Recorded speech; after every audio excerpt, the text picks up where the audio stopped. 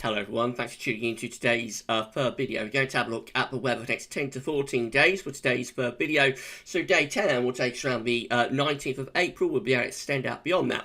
We're going to study GFS and ECM ensembles. Have a look at CFSV2 at the end of the video for May, and I shall get on with that for you very shortly. Just say that the first video release today was our very quick 4-minute forecast looking at weather for the next few days, and also we released GMA Friday as well. Please like, share and subscribe if you're enjoying the videos. Right, so we're going to start off with latest observations from XC weather. It's pretty mild down in the south at the moment, actually 14 degrees is flashing away there at Headcorn Aerodrome, but go further north as it gets progressively colder, just 6 degrees at Church Lawford. 7 degrees at Lees and Bradford, 5 degrees at Reddersdale Camp, 6 degrees at Strathallan, just 2 degrees at Tulloch Bridge, and freezing at Outnahara. Down into Northern Ireland, 5 degrees at Belfast, Capel Curig is at 5 degrees, Seney Bridge is at 7, into southwest England, Northwick is at 10. So it's relatively mild and pleasant down in the south, but it gets progressively colder the further north you go, and these cold northerly winds are on their way. They're going to be pushing southwards through the next day or so. GFS upper air temperature and precipitation ensembles looking like this on at Wallasey today in the northwest of England. Again, another suggested location for this part of the video. Red line is the 30-year upper air temperature average for Wallasey.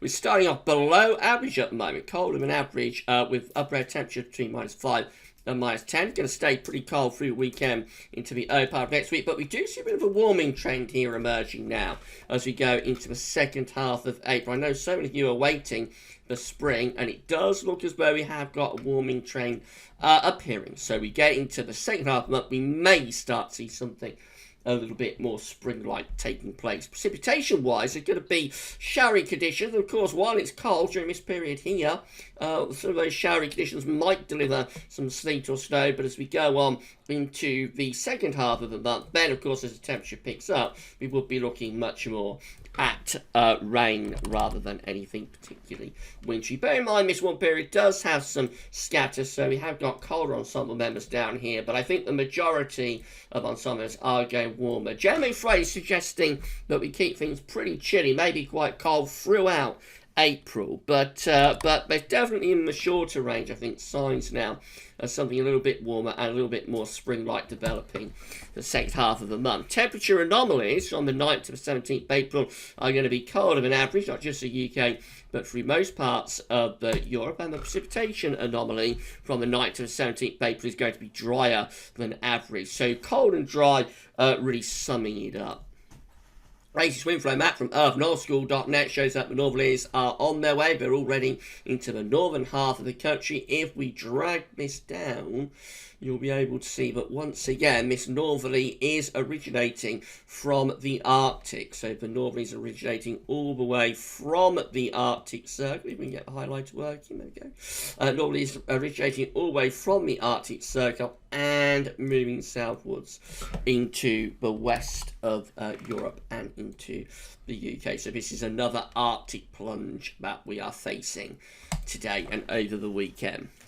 That's how the UK Met is looking for Monday. So on Monday, we're going to be under a slight ridge of high pressure to our southwest. Low pressure will be to the north and to the northwest. I think as the week progresses through England and Wales, we find high pressure building and pulling wind up from more of a southerly direction. So it should get milder through next week. We should come out of these Arctic conditions. In the north, probably quite cool and showery until later on in the week, and then the ridge sort of builds through the country.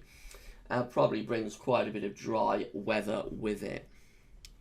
This is how the GFS midnight run was looking. So again, it's the same sort of idea. We cut off this Arctic northerly early next week. We should see a recovery in the temperature, and high pressure increasingly influential as the week goes on next week, turning us dry. And I think temperature's probably recovering back towards average through the course of the week. But by the time we get through to the end of next week, the high pressure is beginning to start moving up towards Scandinavia, and we start trying to pull in an east wind. In fact, we do pull in an east wind. Bear in mind, in spring, April and May, these are our most easterly months, so you would expect a Scandinavian high and protracted period of easterly winds at some point in the next few weeks. And this won't be a particularly cold easterly, but it will probably have a chill to it, as the continent is quite cold, and it probably will bring in quite a lot of cloud with it as well. So as we move into day 10, which is the 19th of April, we have got a proper Scandinavian high here.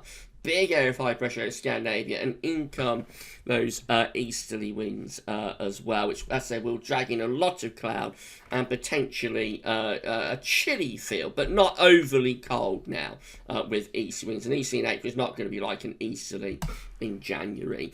As we go through into the second half of the month, in the extended range, we just really keep that high pressure again sitting to our north and northeast. So we keep the wind in from the east, and gradually this should start to bring in milder or warmer air from the east as well, I would have thought. So this could potentially be quite pleasant, actually, by the time you get through to the end of the GFS run with that Scandinavian high and that east wind. It depends how much cloud we're bringing in, but gradually over time, this easterly should become less cold. 6Z looks like that. So again, going to be rather dry through the course of the coming week, and we're going to lose the cold Arctic northerlies as well. So temperatures will stage a recovery. Watch out for cold nights though. Although temperature will recover a bit by day and get back towards average, which is low to mid-teens Celsius by the middle of April, I think nights could still be quite cold throughout much of next week actually. So carry on covering up your delicates next week. Now we get to day 10 with the GFS 6Z, and again we're going to have that high pressure to our northeast, bringing in those winds from an easterly direction, and they're probably dragging quite a lot of cloud with them. Now what the 6Z does at the very end, it takes that high pressure again back to the mid-Atlantic and to Greenland and Iceland, and down comes the northerly wind once again. So the GFS 6Z actually turns things colder again as we get through to the very, very end of it on the 25th of April, -5 Celsius iceberg is coming back southwards. But of course that's a long way out, it's 2 weeks away, and it is unreliable. GM looks like that. So again, we're cutting off the Arctic winds early next week, gradually seeing the temperature lifting up as high pressure takes over across the country. And just to our east, we bring the winds in from more of an easterly direction. And just a lot of dry weather through next week, particularly later next week, I think just turn increasingly dry. But as we move up towards day 10, this area of low pressure might start to bring some showery rain in from the southwest. The ECM, again, showing that northerly is being cut off as we go through to the OPAD next week. Temperatures gradually recovering.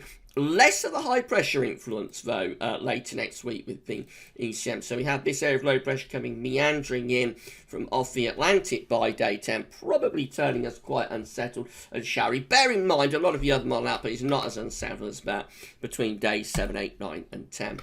This is the precipitation type forecast based on that ECM run. So this is a cold front that's introducing those cold northern winds, bring patchy rain to both southern and southeastern areas. Tonight, the rain gets a little bit heavier in the southeast, possibly some patchy rain towards the Midlands, maybe even something a little bit wintry suggested there through parts of the North Midlands perhaps. But most of the rain is in the southeast, and it is mostly just rain, wintry showers further northwards. Now we get through into next week, we cut off that northerly wind, we turn the wind into the west, so the precipitation then turns primarily to rain in northern and western areas, most areas becoming dry for a while, and then as we head up towards day 10, more showery rain breaking out. Could be some big showers here, suggesting like thundery showers, thundery April showers around days 8, 9 and 10 with that ECM run. These are the options on the table in the ECM ensembles today for day 10, which gets to the 19th of April.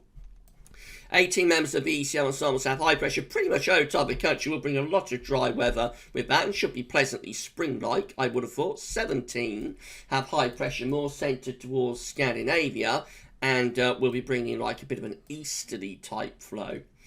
And maybe we also have like, so with this one, it's a bit complicated actually. We've got like Scandinavian high, we do have a ridge just there in the middle of the Atlantic. So through here, there's probably a bit of a trough actually in this yellow area, weaker pressure through there. That includes the control and the operation run, and it explains the showers that we get around days 8, 9 and 10. And then 16 have us back in northerly winds, trough low pressure in Scandinavia, ridge in the middle of the Atlantic, and winds back in from the north. In 2 weeks' time, these are the options that we have in the ECM ensembles. We have 16 members of the ECM ensembles with high pressure way to our north and northwest, and around that high pressure comes like a north or northeasterly wind. So mainly dry, but probably a bit on the cool side. 14, again, with high pressure in the North Atlantic over towards Greenland, low pressure over Scandinavia. Winds are probably in from the north with that one. So that's probably the coldest and most coldest of the options anyway. Could be the most unsettled option too. 12 just here looking quite nice. High pressure over Greenland and also to our south and southeast. And around that, we're probably bringing up quite a warmish southerly, southwesterly. And then 9 here with northern blocking, high pressure between Greenland and Scandinavia, low pressure underneath it. That's going to be bringing easterly winds. They may not be overly cold, but they probably will have a chill to them. And the low pressure to the south probably provides energy for quite a bit of rain, focused on southern areas. Finally, the CFS V2. These are 700 millibar heights broken down into, no they're not, this is the 700 millibar height anomaly for May. So this is how the CFS is looking for May today, with above average heights just to our north and northwest, bringing in a lot of dry weather around that high pressure winds, probably coming in from like a northeasterly kind of direction. So it may not be overly warm, but it is an anticyclonic signal that we have there for May. The temperature anomaly for May is no better than average, so it's certainly not predicting a particularly warm month. And the precipitation anomaly is also close to average as well. But I would have thought, if high pressure just to our northwest, a relatively dry month would be expected. If you enjoyed this video, you're enjoying the content on the channel at the moment, please can you click like, make sure you subscribe to our channel. Thank you so much everybody for doing that. Tell your friends and family to subscribe as well. And drop a comment, let us know what you think about this and all of our videos. Thank you so much everyone for doing that. Right, that's it then. We'll be back tomorrow with weekend forecast of 10 to 14 day, and we'll be starting off with the ECM WF 6 weeks look ahead as well. For today's video, so that's all for now, and thanks for watching.